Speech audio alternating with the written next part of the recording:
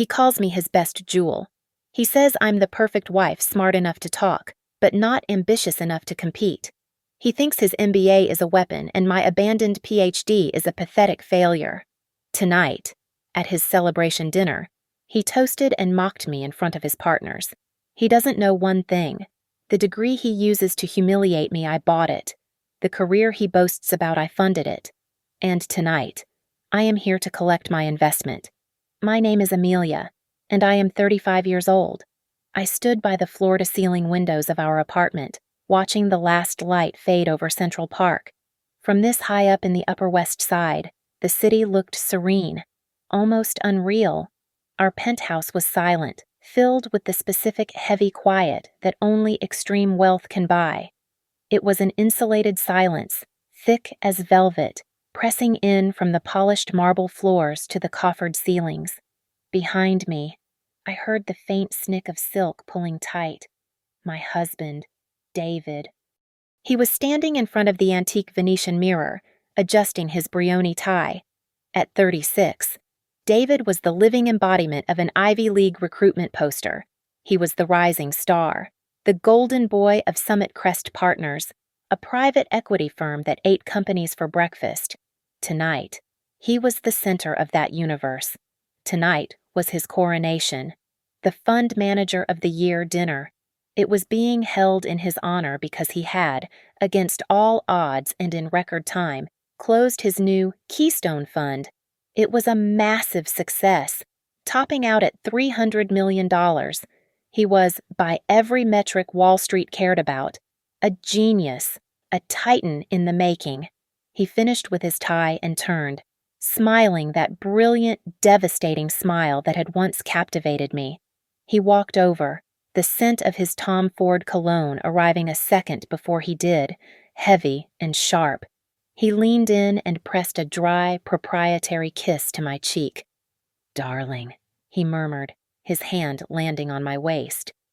"Tonight, just smile and look gorgeous. All right, it's going to be a room full of sharks. Don't worry your pretty head about trying to follow the business talk." He said it with the practiced affection of a man who believes he is being protective. But it wasn't protection. It was a directive.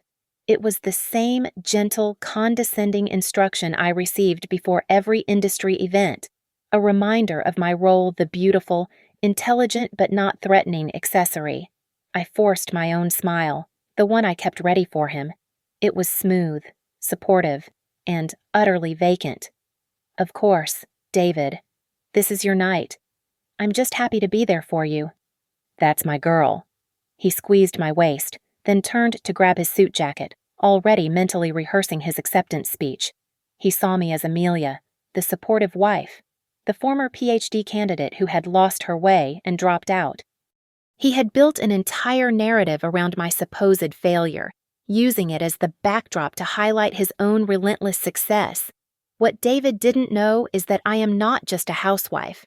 I am not a failed academic.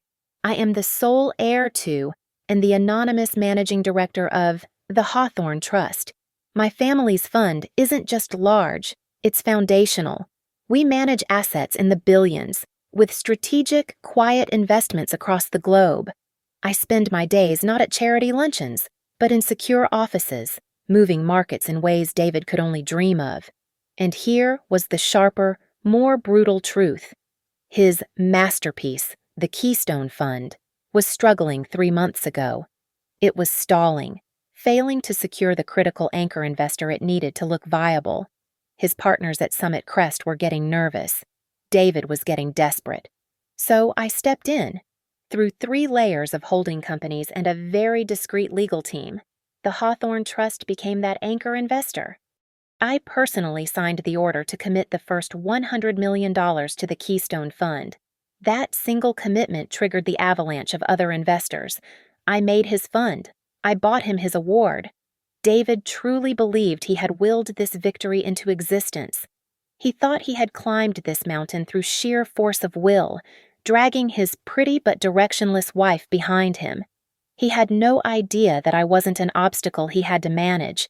I was the architect. I had secretly built every single step beneath his feet. just to see how high he would climb before he looked down on me. Tonight, I suspected. I was about to find out. It was 10 years ago that I first met him. I was at Columbia, deep in the weeds of my doctoral thesis on economic theory, though my real work was already managing the Hawthorne Trust, a duty I had assumed far earlier than my family had intended. He was at Wharton, the star of his MBA class, a man so charismatic he seemed to vibrate with a raw, relentless energy. I saw him at a cross-university mixer, holding court, debating financial models with a professor twice his age. He was brilliant, charming, and, as I quickly learned, ruthlessly intelligent. He also had a burning, all-consuming ambition that I recognized because I shared it. The difference was, my ambition was quiet and backed by billions. His was loud and backed by nothing. He was, in fact, nearly bankrupt. A background check, a simple precaution I took with anyone who caught my interest, revealed he was 2 months from being forced to drop out. His final year's tuition was an unscalable wall, and his student debts were already crushing. Most women might have felt pity. I felt something else: curiosity. He was a high-risk, high-reward asset. He had the raw talent but lacked the capital. I was fascinated by him, by the sheer force of his will. So, I decided to conduct an experiment. I would invest in him. I didn't approach him directly. That would have ruined the purity of the test.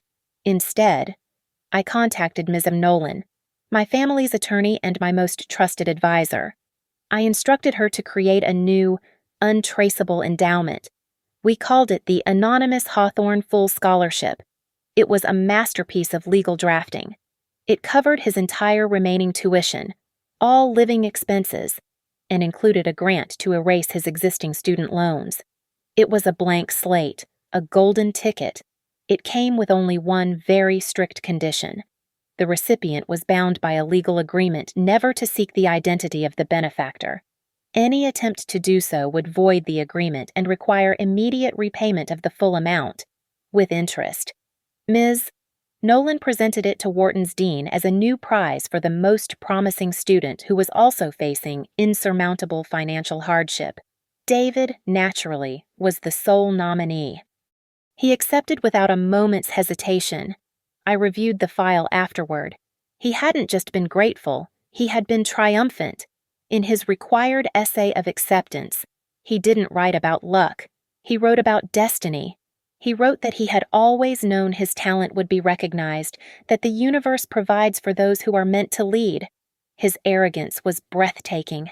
It was exactly what I had bet on. He graduated with honors, the miracle scholar, and took a junior role at a prestigious firm. 6 months later, I ran into him at a coffee shop near his new office. I was just Amelia, a struggling PhD student from Columbia, wrestling with a thesis that was going nowhere. He bought me a coffee. He was dazzling, full of talk about his future, his bonus, the idiots in management he would soon replace. I listened.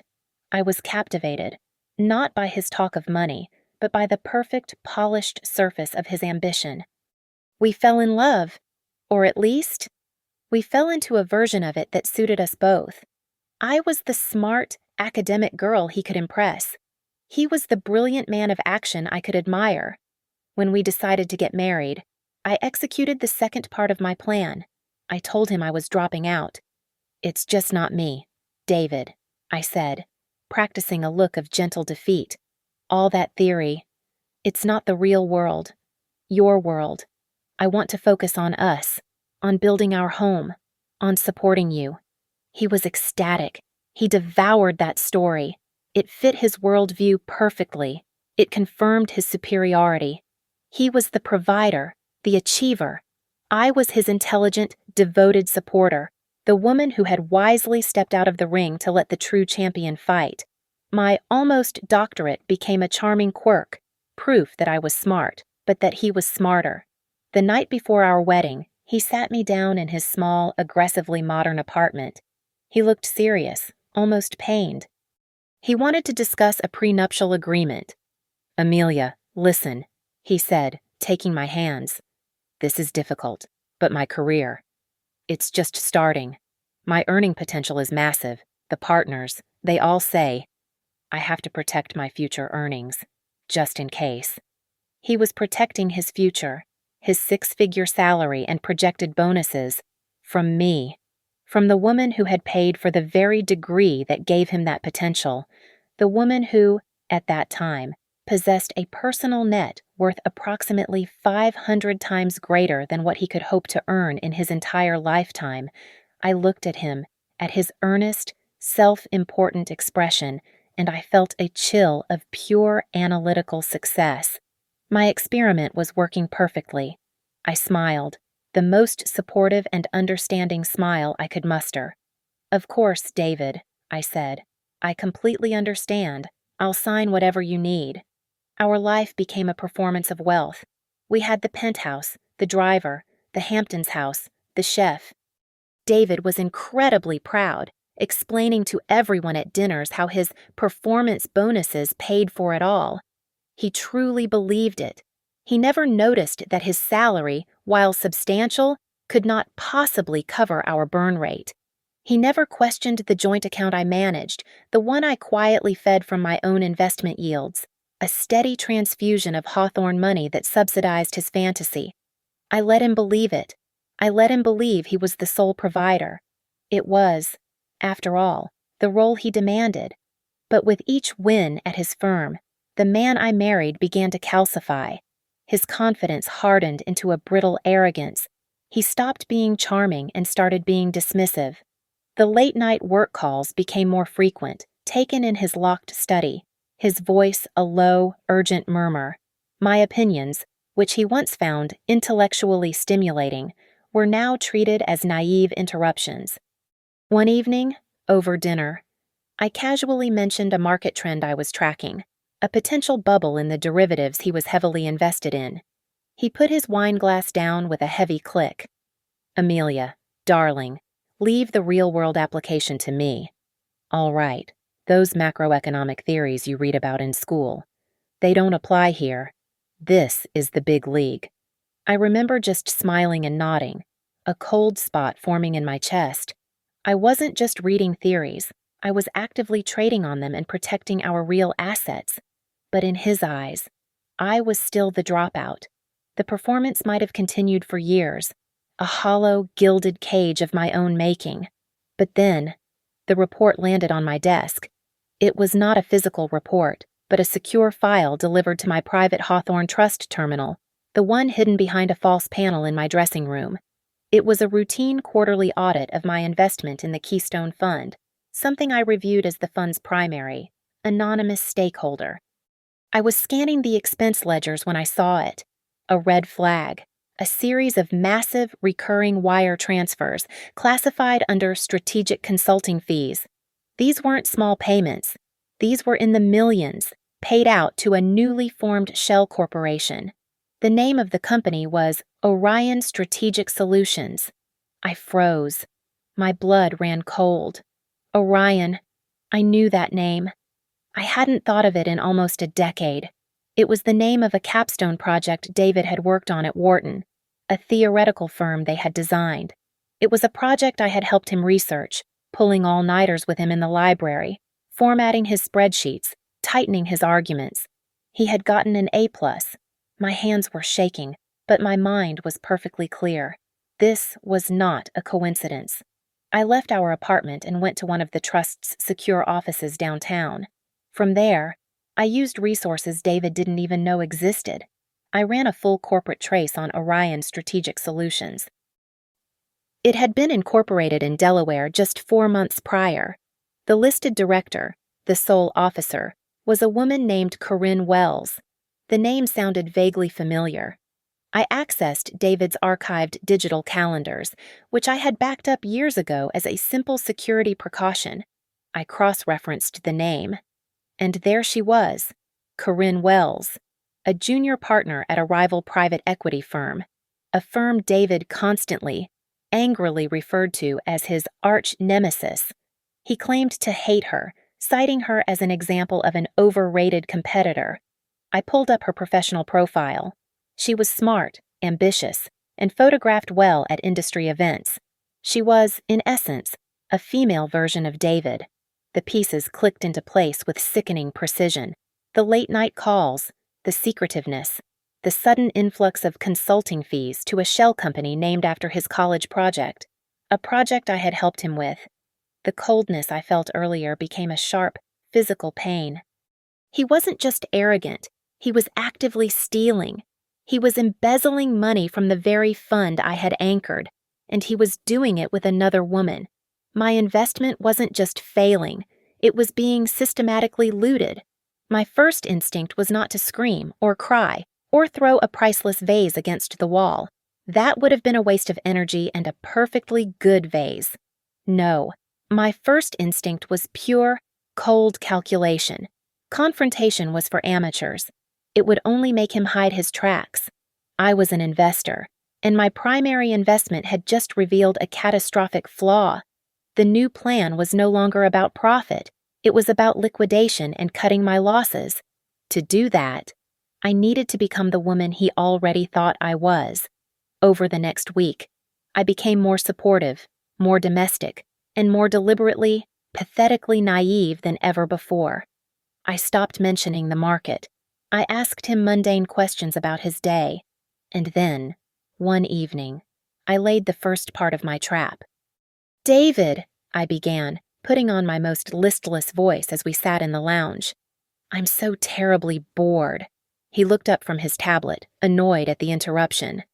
"Bored, darling. You have the city at your fingertips. Go shopping. Redecorate the Hamptons house." "I know," I sighed, "but that's also frivolous. I feel like I'm not doing anything. You're changing the world, and I'm just here." I let my voice trail off. I was thinking, maybe I could do some simple volunteer work just a few hours a week. Maybe at one of the charities that Summit Crest sponsors. It would make me feel useful, and I'd be supporting your work. I watched his face. I saw the calculations. First, annoyance. Then, a flicker of guilt. No doubt his affair and his theft were on his mind. Finally, relief. A bored, idle wife was a dangerous wife. A wife busy with a cute little charity project was a harmless, occupied one. "That's actually a wonderful idea, Amelia," he said, his tone warming as he embraced the solution. "It's admirable. I know just the thing. The Art Heritage Fund. I'm on the board. I oversee their endowment. It's perfect. You can help them plan their next gala." He made a call the next day. I was enthusiastically brought on as their newest high-profile volunteer. It was exactly what I wanted. The Art Heritage Fund was a major recipient of Summit Crest's philanthropic giving, and its network was fully integrated with the firm's. David had just handed me a backdoor key. I was treated with the gentle condescension I expected. I was David's wife, the pretty dropout, given the fun tasks of sorting invitation lists and tasting catering samples. And while I smiled and debated the merits of salmon versus sea bass, I used my access. My harmless-looking laptop, connected to their guest network, was anything but. Within 2 days, I had cloned their internal servers, piggybacking on the network privileges of the fund's director. That night, in my hidden study, I began to sift. I wasn't just looking for files. I was looking for the encrypted email chain I knew must exist. I found it, hidden in a nested folder of gala planning documents, disguised as a vendor contract. The encryption was strong. My own private security team broke it in under an hour. I read for 3 hours. It was all there. The systematic transfer of funds from Keystone, through the Orion Solutions shell, and into offshore accounts. They weren't just stealing, they were planning a corporate coup. The plan was to siphon off another $20 million. Use the stolen capital to acquire a smaller rival firm, and then start their own fund.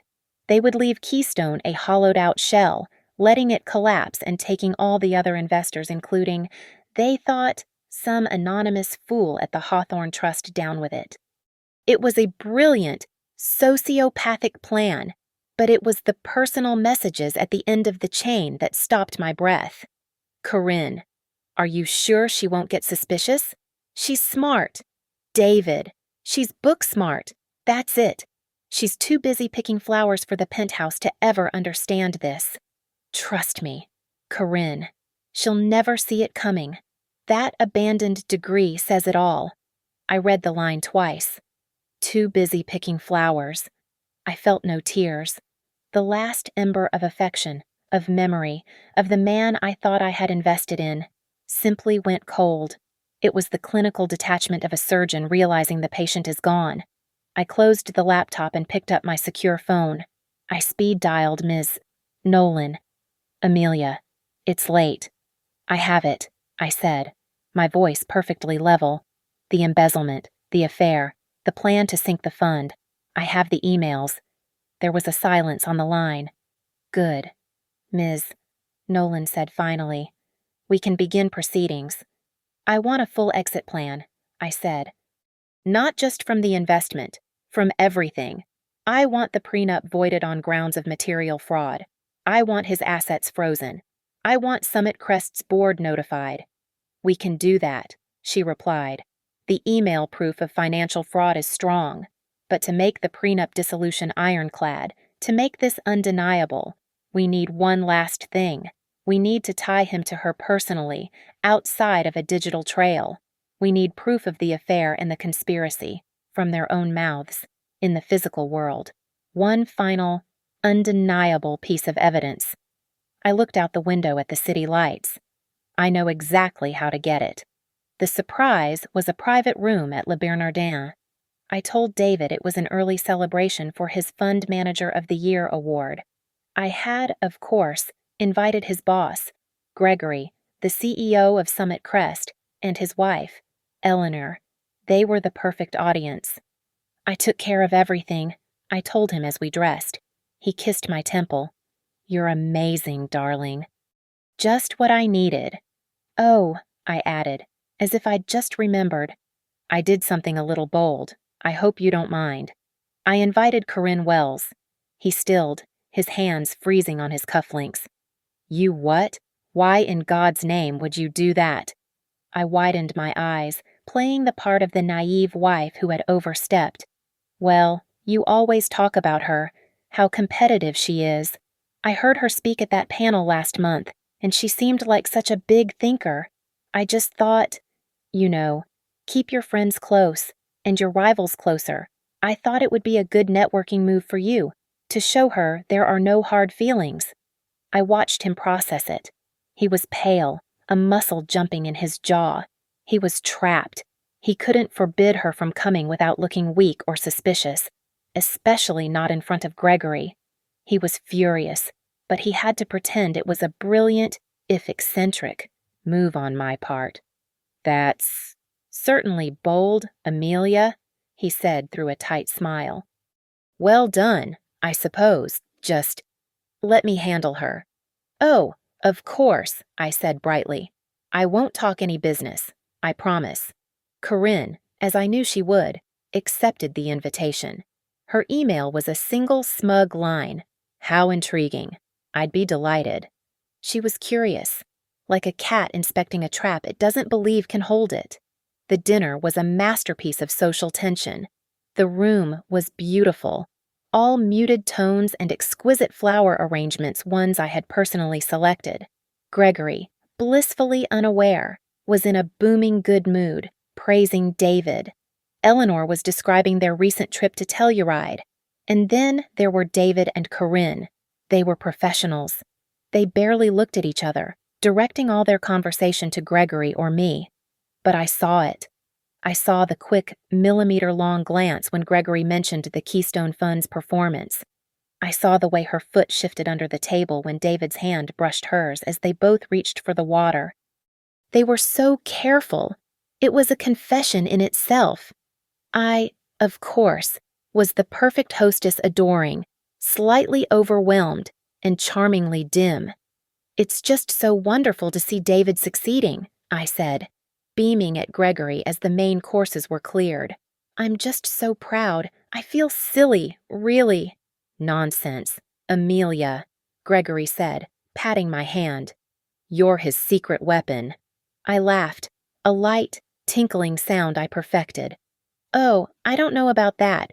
I was just telling Eleanor, I almost finished my PhD at Columbia. I was working on my dissertation. Oh, it was something so dreadfully complicated. I pretended to struggle, tapping my temple. It was about stochastic models for derivative asset pricing. Can you imagine? So boring. But then I met David, and, well, I gazed at my husband with pure adoration. I knew what was important. Gregory laughed, a deep, hearty sound. Well, there you go. You made the right choice.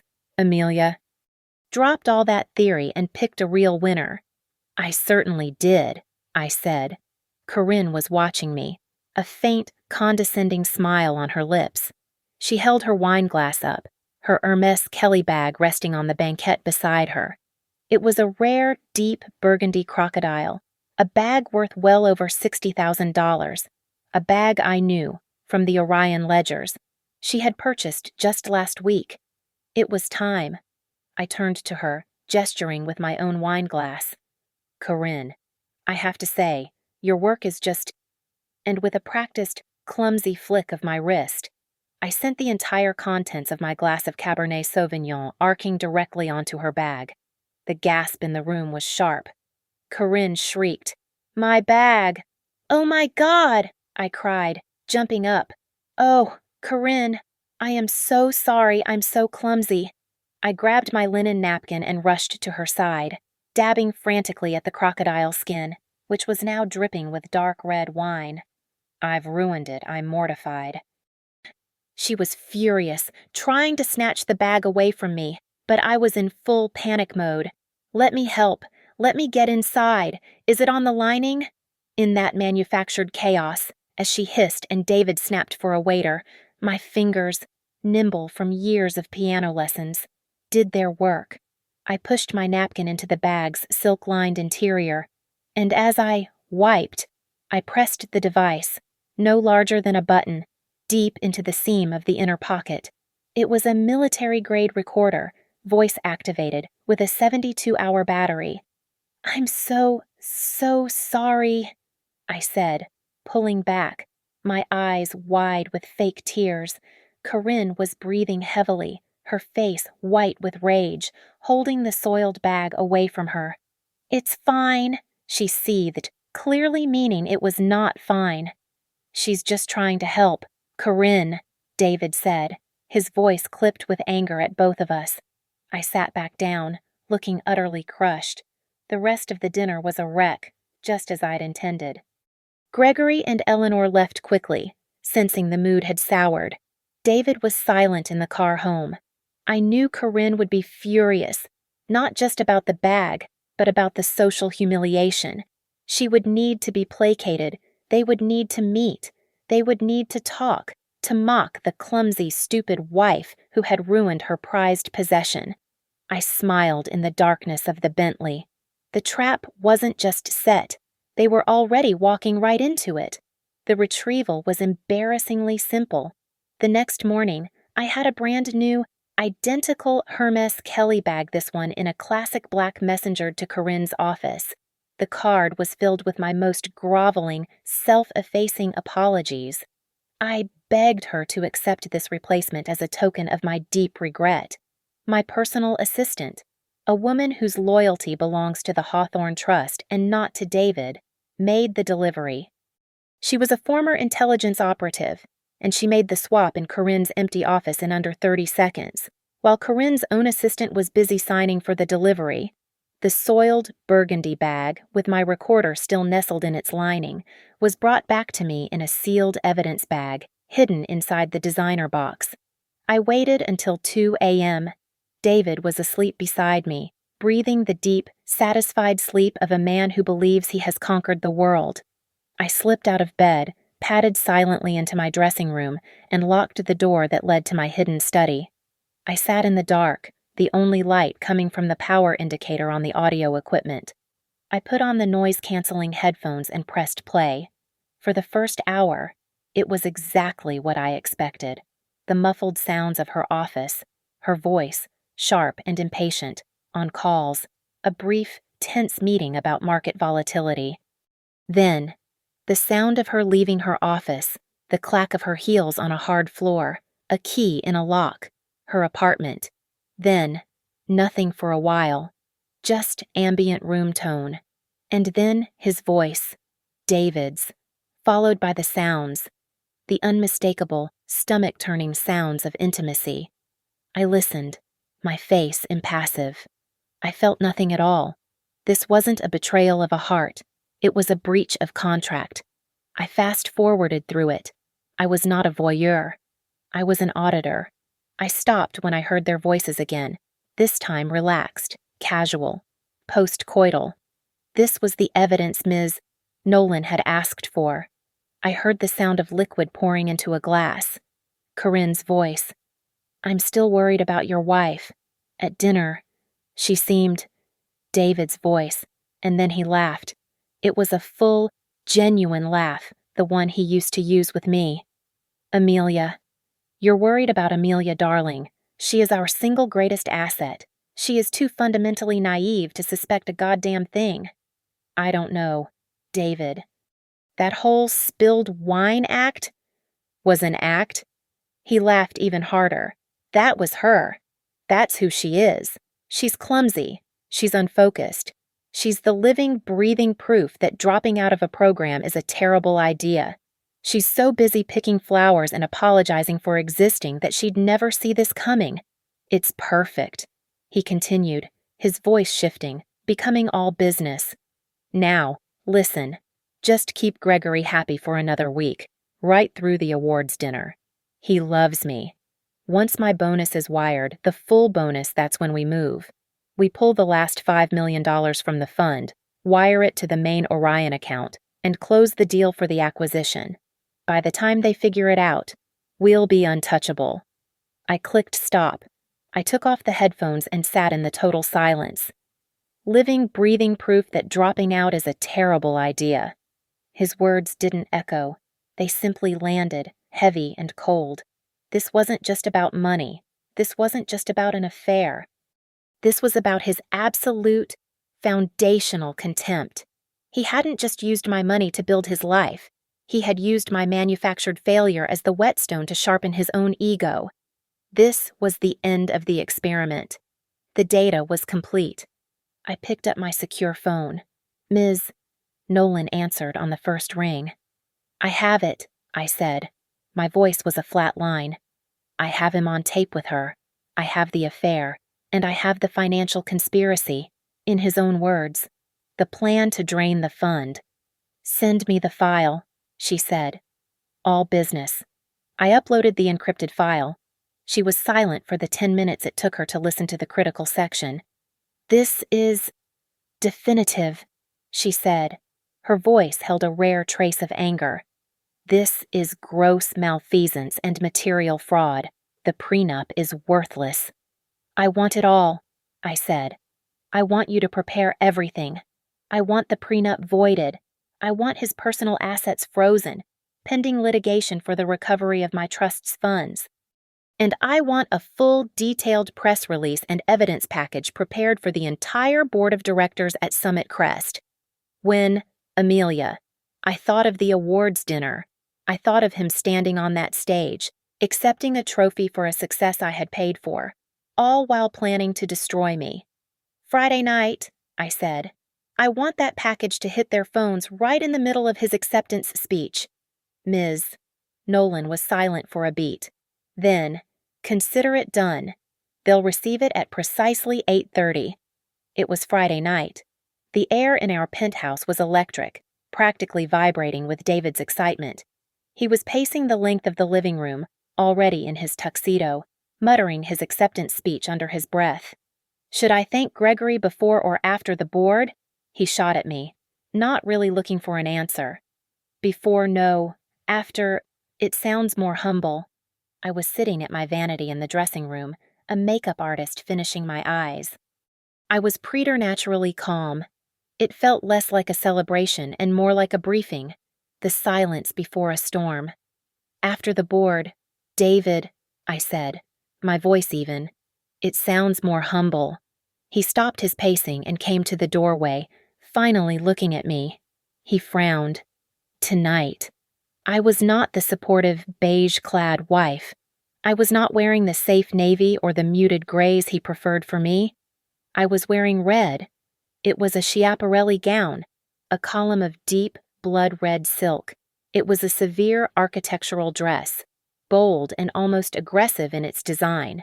It was not the dress of a woman who was picking flowers. It was the dress of a woman going to war. Red. He said it with a note of disapproval. That's a lot, darling. Isn't it I'm supposed to be the star tonight? I met his gaze in the mirror. My eyes were dark, my expression placid. Don't worry, I said, my voice smooth as the silk I was wearing. I won't overshadow you. The makeup artist left. I stood and affixed the final piece. It was a diamond brooch, pinned to the shoulder of the gown. It was an antique, a custom piece from the 1920s, wrought in the shape of a diving hawk. It was the sigil of the Hawthorne Trust, a detail he had seen in paintings in my family's country home, but had never once recognized. The ride to Cipriani Wall Street was filled with his energy. He couldn't sit still. He was constantly checking his phone, a small, arrogant smile playing on his lips as he typed. I knew who he was texting. Corinne. She would be there tonight. Of course, sitting at her own firm's table, playing the part of the devoted rival. They were probably coordinating their shock for when their new company launched. I just stared out the window, watching the city lights smear past. When we pulled up, the flashbulbs were a blinding, chaotic storm. This was David's element. He stepped out of the Bentley first, hand raised, soaking it in. The reporters shouted his name. David, how does it feel to be the new king of Wall Street? He grinned, that perfect predatory smile. He reached back into the car, grabbed my hand, and pulled me out to stand beside him. He snaked his arm around my waist, pulling me tight against his side, a proprietary claim for the cameras. It feels earned, he said, his voice projecting for the microphones. But I couldn't have done any of it without my amazing, supportive wife right here. He kissed my temple as the cameras flashed, capturing the image of the perfect power couple. I smiled, a fixed, perfect smile. I held it for the cameras, my diamond hawk glittering in the artificial light, its talons sharp. The grand ballroom at Cipriani was a sea of black ties and couture. It was suffocatingly opulent, packed with hundreds of the most powerful people in finance, CEOs, hedge fund managers, journalists from every major publication. I scanned the room and found her table. Corinne. She was seated with her own firm's partners, a triumphant, knowing smile on her face as she watched the stage. She looked radiant. Gregory, David's boss and the CEO of Summit Crest, walked to the podium to give the introduction. His voice boomed across the room, amplified by the speakers. In a volatile market, Gregory began, one man had the foresight, the strategic vision, and the pure, unadulterated killer instinct to build something from nothing. I sipped my water. From nothing. The irony was so thick I could almost taste it. He is more than a fund manager, Gregory continued. He is the future of Summit Crest Partners. It is my great honor to present the Fund Manager of the Year award to my friend, my protege, David Foster. The room erupted in thunderous applause. David, my David, stood up, buttoned his tuxedo jacket, and basked in it. He walked to the stage, shaking Gregory's hand, accepting the heavy crystal trophy. He was home. He was a king. He tapped the microphone, the sound echoing. Thank you, Gregory, for that incredible introduction, and for believing in me from day one. I sat at the front table, perfectly still. My red dress was a splash of blood in the muted room. I glanced toward the main arched doorway. She was there, just as planned. Ms. Nolan, dressed in a severe black suit, standing discreetly by the exit. She was flanked by two broad-shouldered men in identical suits, their hands clasped in front of them, my private security. They were not watching the stage, they were watching me. I looked at the simple, diamond-faced watch on my wrist. The second hand swept upward. 8:30 p.m. Ms. Nolan met my gaze across the room and gave a single, almost imperceptible nod. The package was sent. I have to thank my incredible team at Summit Crest, David was saying, his voice swelling with emotion. Their tireless work, their late nights. They made the Keystone Fund what it is. At our table, at exactly 8:31 p.m., I saw Gregory's phone light up on the table beside his bread plate. He ignored it. A second later, it buzzed again. Annoyed, he lifted it and glanced at the screen. I watched his face. The jovial, proud smile did not just fade, it collapsed. It was as if the muscles in his face had been cut. His ruddy complexion turned to a waxy, pale gray. He stared at his phone, unblinking. He slowly, mechanically, lifted his head and looked at the other two board members at his table. Their phones were buzzing too. They were reading. They were seeing the wire transfers. They were seeing the name Orion Strategic Solutions. They were, perhaps, clicking the audio file. On stage, David was oblivious, riding the high of his own voice. He was approaching his grand finale.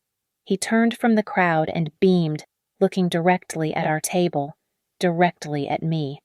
And finally, he said, his voice shifting, taking on that familiar, playful, condescending tone. The one he used when he was protecting me from business talk. I have to thank my beautiful wife, Amelia. As if pulled by a string, the spotlight that had been on David swung and found me. The warmth of it hit my face. The entire room, hundreds of pairs of eyes, turned to look at the supportive, pretty wife in the bright red dress. I sat bathed in the spotlight, my face a perfect, supportive mask.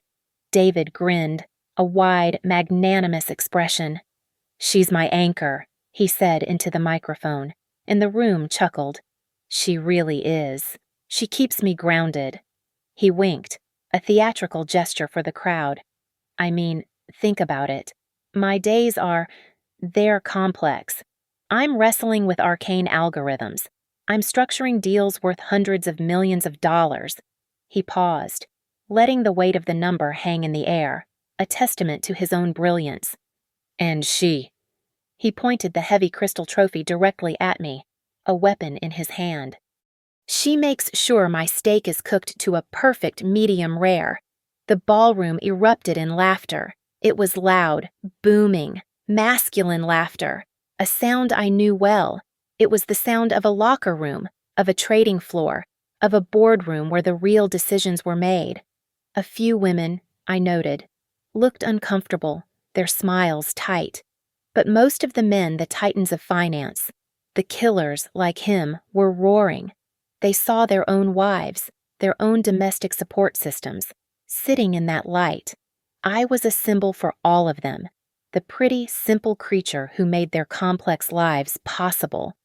But seriously, he said, holding up a hand to quiet them, though he was still smiling, high on their adulation. It just goes to show you the importance of a real education, of finishing what you start. My blood didn't even quicken. I just watched. I kept my adoring gaze fixed, not on him, but just past him. "I was lucky enough to complete my MBA at Wharton," he said, and the name of the school was spoken with a reverence, as if acknowledging a holy site. And well, he turned to me, his expression a perfect pantomime of fond, sympathetic pity. "She gave that PhD program a hell of a try, didn't you? Darling, a hell of a try." More laughter, this time softer, more condescending. He was on a roll. He was feeding off their energy, his ego swelling to fill the entire vast, high-ceilinged room. "And it's adorable that you tried, baby. It really is. But let's be honest. Some of us are built to be in the arena. Some of us are built to act, and others are built to support." He lifted the crystal trophy high, the lights refracting off its facets, blinding me for a second. So I want to thank you, Amelia. Thank you for always, always knowing your place, and for being a living, breathing reminder of just how valuable a real degree actually is. The humiliation was total. It was absolute. It was a public execution of my character.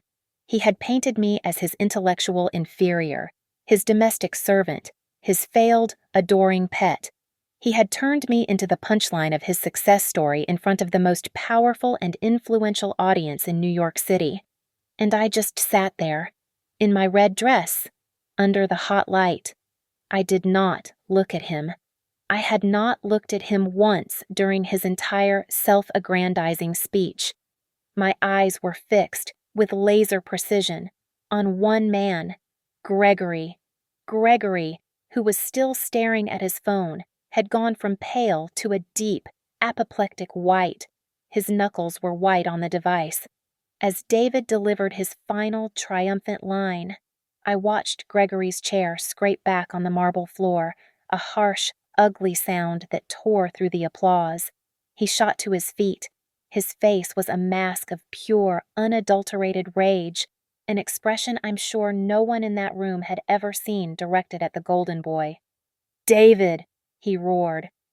The name was a whip crack. It cut through the applause, through the laughter, through everything. The room went dead silent. The celebratory music, which had begun to swell, stuttered and stopped. Every head in the room, including David's, swiveled to face the CEO. David froze, the crystal trophy still clutched in his hand.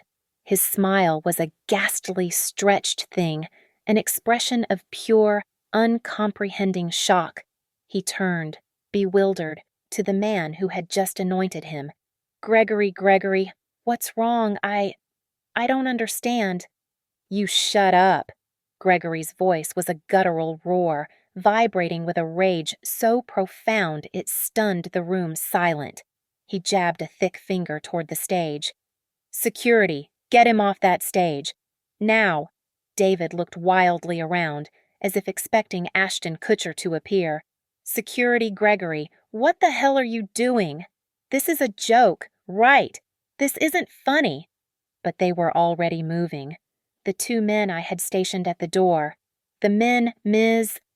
Nolan had brought, were walking up the stairs to the stage. They moved with a calm, unhurried purpose that was far more terrifying than any rush.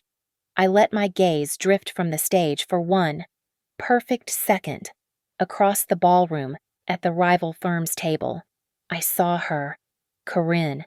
She hadn't waited for an explanation. The moment Gregory yelled, "Security," she had stood, grabbed her Hermes, and was walking, not running.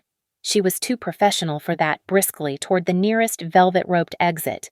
She was already gone. A smart investor, cutting her losses. On stage. David took a step back from my men, holding the heavy trophy like a shield. "Get away from me, Gregory. You're making a mistake. Tell them." Gregory stalked to the edge of the stage, his face a mottled, dangerous purple. He looked up at the man he had called his protégé, his friend. "The Keystone Fund," Gregory spat, and the name hung in the air like a curse. "Orion Strategic Solutions. We just read the emails. David. We saw the wire transfers. We heard the audio file. We know everything. You are done. You're finished." The blood drained from David's face, leaving it a sickly gray-white. He looked like he had been shot. His eyes, wide and terrified, darted frantically around the room until they landed on me, on his anchor, his supportive, simple wife. "Amelia," he pleaded, and his voice cracked, a pathetic, desperate sound. "Amelia, tell them it's a misunderstanding. This is insane. Say something." The spotlight was still on me. The entire room, hundreds of the most powerful people on Wall Street, was silent, holding its collective breath. Every eye was on the wife who had just been so thoroughly, publicly humiliated. They were waiting for me to cry, to defend him, to faint. I did none of those things. Slowly, I stood up. The red silk of my dress rustled in the absolute quiet. I was perfectly calm. I reached for the small silver microphone on our table, the one meant for toasts. I pressed the small button on its base. A faint thump echoed through the ballroom's speakers. My voice, cool, clear, and amplified, cut through the silence. "There is no misunderstanding, David." He flinched, as if I had physically struck him. He stared at me, his mouth half open, his mind clearly unable to process this. "You were right about one thing tonight," I continued, my voice resonating in the vast hall, every syllable a sharp, clean shard of ice. "You were absolutely right. Degrees are incredibly valuable." I looked up at him on the stage, the man who was now trapped between my two security guards. I held his gaze, and I did not blink. "Especially your degree, your precious Wharton MBA. I let that hang in the air for a beat. I could see the confusion in his eyes, the final, desperate calculation as he tried to understand. "The degree you just used to mock me," I said, my voice rising just slightly. "The degree you used to build this entire fraudulent career. The degree that my family's Hawthorne Trust paid for, in full, 10 years ago." The final shock hit him. This was the one variable he had never, ever considered. The destiny, the miracle scholarship, the foundation of his entire arrogant life. It was all me. "The Hawthorne, what?" he whispered, but the microphone didn't catch it. I didn't need to hear him. I was finishing my statement, the one I had been preparing for a decade. "You violated the terms of that scholarship, David. You violated the gross fraud clauses in our prenuptial agreement, and you violated every single ounce of trust I ever placed in you." I let my voice drop, but the microphone caught every cold, hard syllable. "You are not just fired, you are going to be prosecuted for embezzlement and grand larceny. My investment in you, the one I started all those years ago. As of tonight, it is officially and irrevocably recalled." I clicked the microphone off. The sound was as final as a gavel. As if on cue, the two security men each took one of David's arms. His hand went limp. The heavy crystal trophy, his real degree, his symbol of success, slipped from his nerveless fingers and shattered on the stage, the sound echoing in the dead silence. Thank you all so much for listening to my story. Where are you listening from tonight? Let me know in the comments below. I'd love to connect and share our thoughts. Please subscribe to the Lily Revenge Stories channel, like this video, and give it extra support by hitting that hype button to help this story be heard by more people.